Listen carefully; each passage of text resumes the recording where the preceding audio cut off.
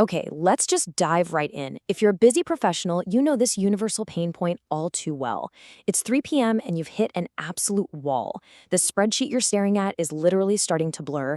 You've reread the exact same email for the third time without absorbing a single word, and now you're doing that zombie walk to the office coffee machine or desperately scavenging for a sweet treat just to survive the rest of the day. Sound familiar?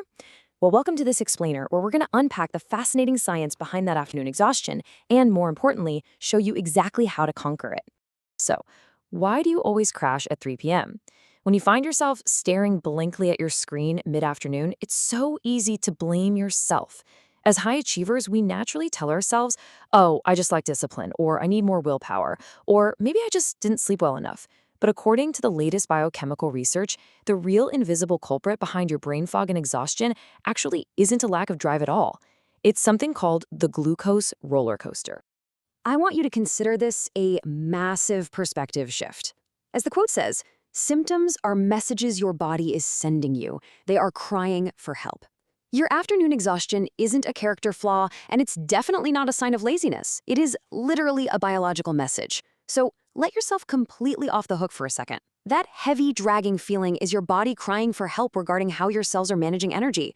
Instead of fighting it with sheer force of will and, another shot of espresso, we need to decode what our biology is actually asking for. Section 1, the glucose roller coaster. What's happening inside your body? Let's get into the science and look at what's actually happening inside our bodies when we eat the foods we assume are powering us through our meetings. Now, glucose is your body's absolute favorite source of energy, and we get it primarily from starches and sugars. But giving your system too much glucose too quickly creates a massive spike in your bloodstream. Think of it like a steep, jagged mountain peak on a heart monitor. The glucose floods your system all at once, creating that sharp peak. But the real issue, it's the sudden rapid drop that inevitably follows. That steep drop completely drains your physical energy, activates the craving center in your brain, and boom, causes that dreaded 3 p.m. crash. And the sheer amount of cellular chaos this creates behind the scenes is honestly staggering.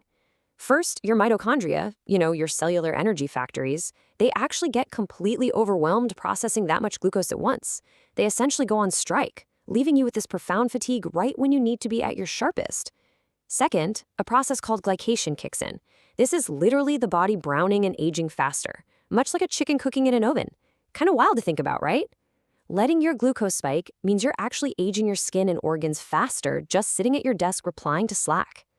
And finally, your pancreas panics. It surges your system with insulin to clear out that excess glucose, storing it as fat, which directly leads to the exhausting crash that leaves you feeling totally drained. Which brings us to Section 2, the morning hack, fixing the breakfast trap. So, with that alarming cellular picture in mind, how do we stop this cycle? Well, if we want to fix our afternoons, we actually have to start by tackling the biggest offender of the entire day, our morning routine. Most of us unknowingly set ourselves up for a day of brain fog by starting with a sweet breakfast.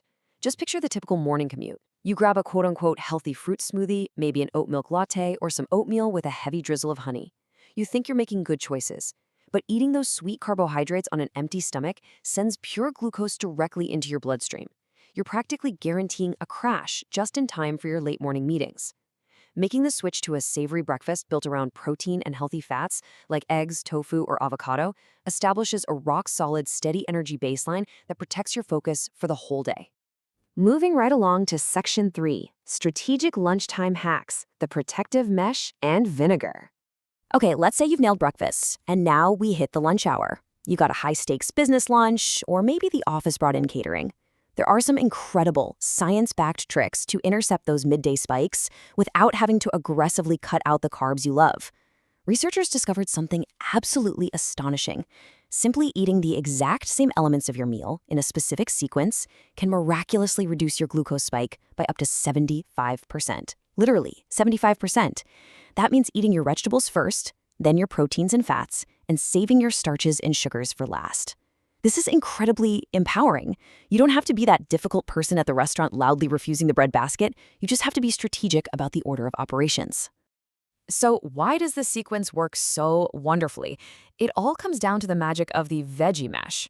When you eat vegetables first, their fiber structure acts like a physical net or a protective shield, coating the walls of your upper intestine. This mesh actually physically slows down how quickly the starches and sugars from the rest of your meal make their way into your bloodstream. It's the ultimate lunch hack. You get to eat the bread or the pasta from the office catering, but with a fraction of the biological consequence, simply because you had the discipline to eat your side salad first. And here's another super powerful practical hack utilizing the acetic acid in vinegar. Acetic acid naturally slows down the breakdown of food into glucose, which keeps you fuller longer and ensures those glucose molecules arrive slowly and steadily to your brain. Now, look, tossing back a shot glass of straight apple cider vinegar right at your cubicle before lunch might get you some very weird concerned looks from HR. So, a fantastic, socially acceptable alternative is just ordering a side salad loaded with extra vinaigrette dressing before diving into your main course. It accomplishes the exact same goal, setting your digestion up for a really steady, focused afternoon. Section 4. Smart Snacking and Movement. Conquering the Afternoon. Okay, but let's be real for a second. It actually is 3 p.m., you're at your desk, and someone just dropped off a box of fresh cookies in the break room. You legitimately need a snack to tide you over. Well, the golden rule for the office break room is this: never eat a carb naked. If you snack on just a cookie or just a bagel, it hits your empty system and creates a massive spike. But if you put clothing on that carb by pairing it with a protein, a fat, or a fiber, like, say, eating that cookie with a handful of almonds from your desk drawer, or putting peanut butter on that bagel, you totally blunt the spike and avoid kicking off a vicious new cycle of cravings. Now, if you really want to be a glucose master at the office, you've got to implement the 10-minute movement rule. As your muscles contract, they actively burn glucose for energy. If you can take a 10-minute brisk walk around the building after eating, or honestly, even just do some repetitive calf raises at your standing desk, you're literally feeding that excess glucose directly into your working muscles before it ever has the chance to spike your system. Granted, doing calf raises while on a serious afternoon Zoom call might feel slightly ridiculous, but the biological payoff of saving your afternoon productivity is absolutely worth it. Which brings us to Section 5, a new perspective on health: molecules over calories. What this explainer really highlights is a necessary shift in our entire mindset. High-achieving professionals simply do not have the time, the mental bandwidth, or the patience to obsessively count calories all day. And frankly, we shouldn't. Historically, calories were measured simply by burning food in a box surrounded by water to see how much heat it produced. But measuring heat in a box tells you absolutely nothing about how those molecules are actually impacting your body. 50 calories of pure sugar will throw you straight onto the glucose roller coaster, spike your inflammation, and totally steal your afternoon focus. But 50 calories of protein and fat? That's going to give you steady, sustained energy. It's about the molecules, not the math. Shifting your focus away from calorie counting and towards spike flattening is a massive time saver and a huge stress reliever. So the next time that 3 p.m. slump hits, remember, your body isn't failing you, and you definitely don't lack willpower. You're just reacting to the roller coaster. By focusing on flattening your glucose spikes with these simple daily habits, like switching to a savory breakfast, using the veggie mash, clothing your carbs in the break room, and getting in 10 minutes of post-meal movement, you aren't just hacking your diet, you're directly hacking your productivity. You can reclaim your energy, clear that brain fog, and finally take total control of your workday. So tomorrow at 3 p.m., when the rest of the office is crashing and reaching for their third cup of coffee, what are you going to do with all your newfound energy?